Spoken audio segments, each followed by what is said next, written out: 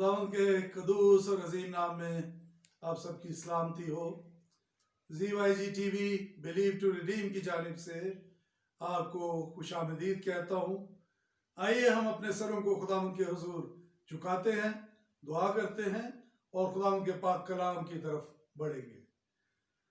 आसमानी बाप, तेरा शुक्र अदा करते हैं जिंदगी, सेहत, सलामती, तंदुरुस्ती के लिए, इन लम्हात के लिए खुदावंद कि हम तेरे हजूर झुक सके। और खुदावंद पाक खुदा, मैं अपने आप को तेरे ताबे करता हूँ। खुदावंद मेरे ज़ुबान का, मेरे ख्यालात का ज़िम्मा ले और ऐ खुदावंद आज का पाक कलाम खुदावंद तेरे लोगों के लिए बड़ी बरकत का बायस बने। हमारी इस दुआ को सुन कबूल कर मांगते हैं मसीह यस्सु के नाम से, आमीन। मेरे अजीजों, आज का हमारा मजमून जो है वो उस अजीम और बुजुर्ग हस्ती के मुतालिक है जिसने इस दुनिया को और यहाँ पर मौजूद एक एक चीज को जिसने खल किया है, क्योंकि वो क्रिएटर है, वो अज़ल से है और अबद तक रहेगा, शुरू से है और उसकी बादशाही का कोई एंड नहीं है। जी हाँ, हम बात करेंगे खुदा के मुतालिक, जिसकी हम प्रस्तिश करते हैं, जिसकी हम इबादत करते हैं, जिसके हुजूर हम अपनी दुआएं, अपनी गुजारिशात और अपनी शुक्रगुजारियां पेश करते हैं और जिसको हम मसीह यस्सु के वसीला से बाप कहकर पुकारते हैं। और ये एडवांटेज और ये जो ताल्लुक है, हम इस बात के लिए भी बेहद शुक्रगुजार हैं कि ये हमें ही खुदावंद ने बख्शा है कि हम अपने उस खालिक को, अपने उस मालिक को, ना तो हम उसे अपना आका कहते हैं, ना हम अपने आप को उसके गुलाम कहते हैं, बल्कि हम उसको बाप, आसमानी बाप कहते हैं। और मसीह यस्सु के वसीला से, मसीह यस्सु के खून खरीदा होने के वसीला से हम उसके ले पालिक बेटे और बेटियां बनते हैं। इस बड़े रहम और इस बड़े फजल के लिए हम खुदावंद के बेहद शुक्रगुजार हैं। मेरे अजीजों, खुदावंद के पाक कलाम में से हम पढ़ेंगे पहली तवारीख चैप्टर 29 वर्स 10 to 13। खुदावंद के पाक कलाम में यूं मरकूम है, बस दाऊद ने सारी जमायत के आगे खुदावंद का शुक्र किया और दाऊद कहने लगा, ऐ खुदावंद, हमारे बाप इस्राएल के खुदा, तू अब्दुल अबाद मुबारक हो। ऐ खुदावंद, अजमत और कुदरत और जलाल और गलबा और हशमत तेरे ही लिए है, क्योंकि सब कुछ जो आसमान और जमीन में है तेरा है। ऐ खुदावंद, बादशाही तेरी है और तू ही बहैसियत सरदार सबों से मुमताज है, और दौलत और इज्जत तेरी तरफ से आती है और तू सबों पर हुकूमत करता है, और तेरे हाथ में कुदरत और तवानाई है, और सरफराज करना और सबों को जोर बख्शना तेरे हाथ में है। और अब है हमारे खुदा, हम तेरा शुक्र और तेरे जलाली नाम की तारीफ करते हैं। खुदा उनके पाक कलाम के पढ़े और सुने जाने पर उसकी बड़ी बरकत हो, आमीन। मेरे अजीजों, खुदा उनका पाक कलाम का ये हिस्सा, जैसे कि मैंने पहले गुजारिश की कि पहली तवारीख चैप्टर 29 वर्स 10 to 13 है। और जब हम चैप्टर के शुरू में पढ़ते हैं तो हम देखते हैं कि खुदा का बंदा, खुदा का ममसूह दाऊद सारी जमायत से के सामने खुदावंद का तारीफ करता है, शुक्र करता है और कहता है कि खुदा ने हैकल को बनाने के लिए मेरे बेटे सुलेमान को चुना है, जो कि अभी हनूज वो लड़का है और ना तजर्बाकार है। और ये जो महल बनाना है ये किसी इंसान का नहीं, बल्कि जिसने सब कुछ दिया है उस हस्ती के लिए ये महल बनाना है।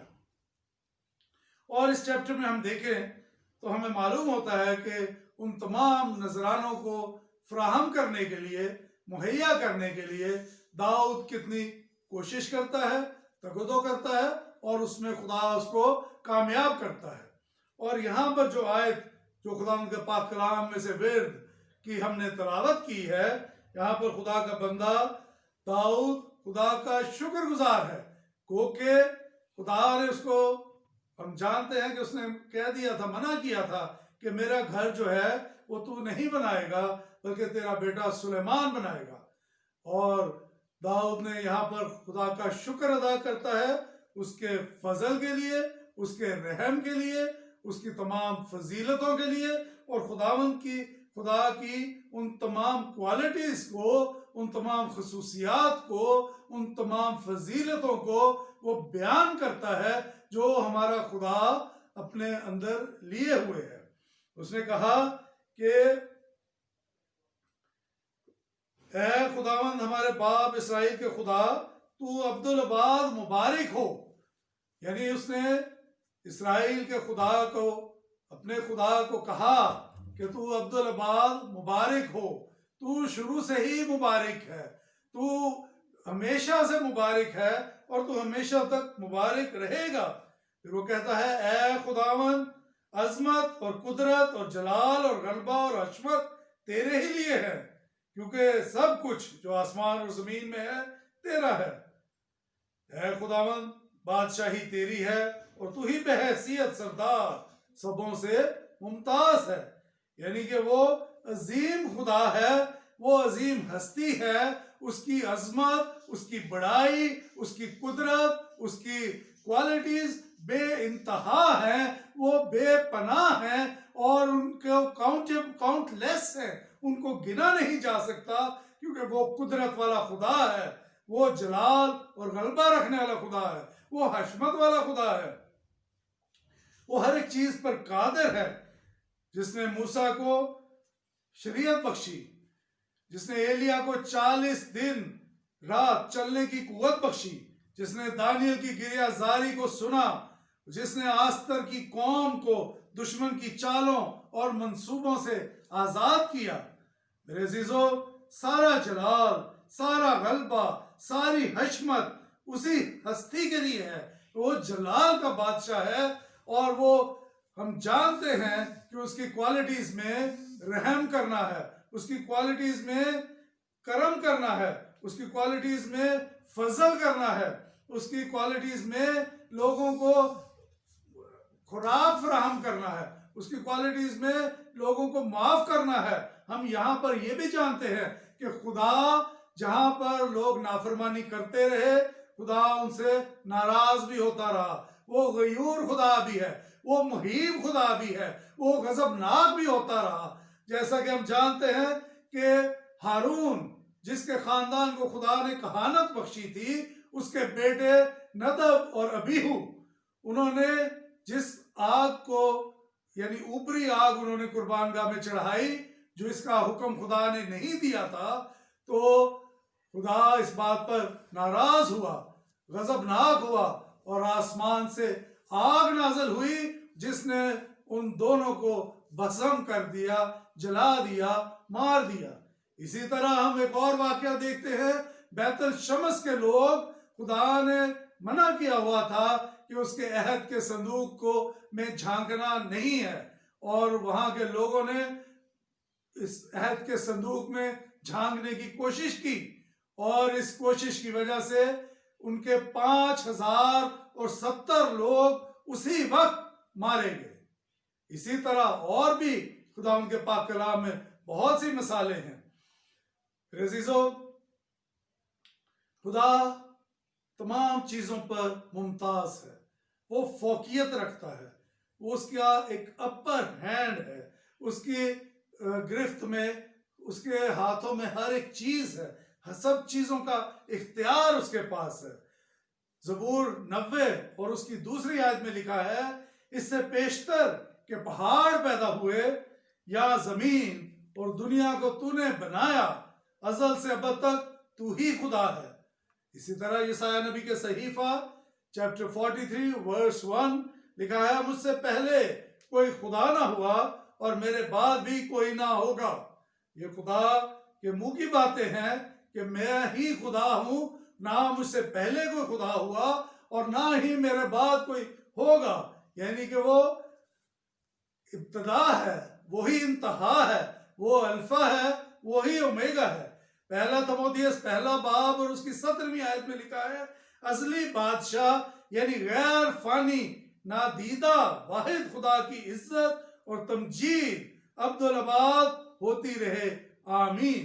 یعنی کہ وہ ازلی بادشاہ ہے، وہ غیر فانی ہے، جو اس نادیدہ یعنی جس کو دیکھا نہیں جا سکتا، جس کو دیکھنے کی آپ کہہ لیں کہ جرت اور اس میں قوت ہی نہیں انسان نے اس کی آنکھ میں کہ وہ اس کو بس آمنے سامنے دیکھ پائے. اور وہ واحد خدا ہے، اس کی عزت، اس کی تمجید جو ہے وہ عبدالآباد ہوتی رہے گی.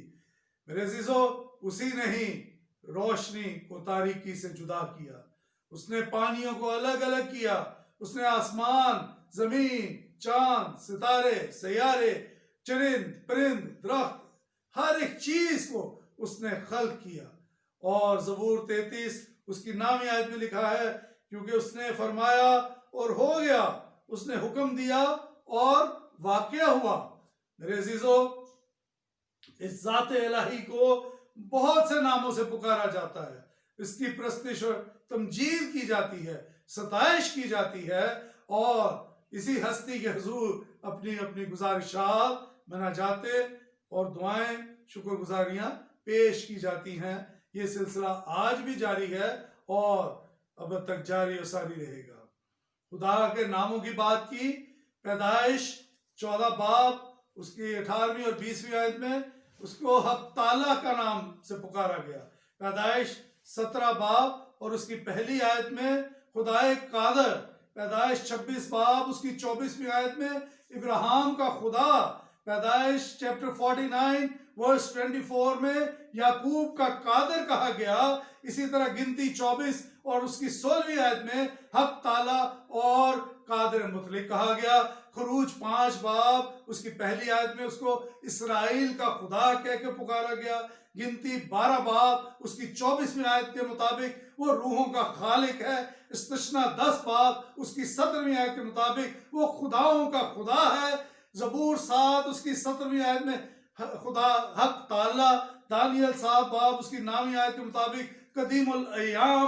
یشوع 3 باب 11 کے مطابق آسمان اور زمین کا مالک. اس کے علاوہ بھی بے شمار نام ہے اس ہستی کے، جیسے رب، خداوند، یہوہ، تسلی کا خدا اور بہت سے القابات. اگر اس عظیم ذات کے، اس عظیم ہستی کے کوالٹیز، خصوصیات گننے بیٹھے تو وہ بھی شمار سے بہت زیادہ ہیں، وہ بھی انگنت ہیں.